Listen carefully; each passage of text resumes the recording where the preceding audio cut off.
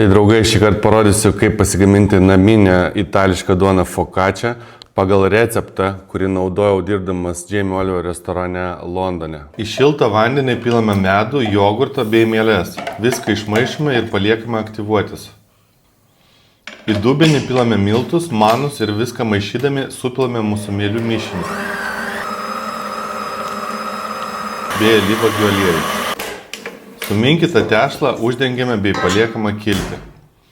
Tuo tarpu pasiruošiame mūsų mėgstamus pagardus.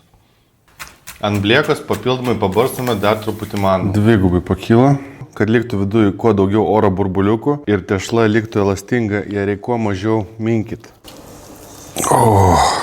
Alyvuogių aliejus dar užpilsim ir paskirstysim po visą blieką. Rozmarino su česnaku, jūros druskos, truputį chili flakesų, alyvuogių, saulėje džiovintų pomidorų,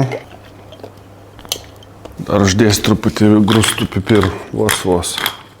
Ir dabar šausim į orkaitę 200-220 laipsnių, maždaug 20-25 minutėm.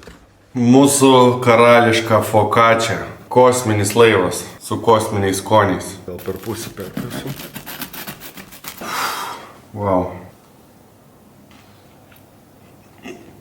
Turbo, super. Prie sriubos, vis dar, prie pomidorinės sriubos.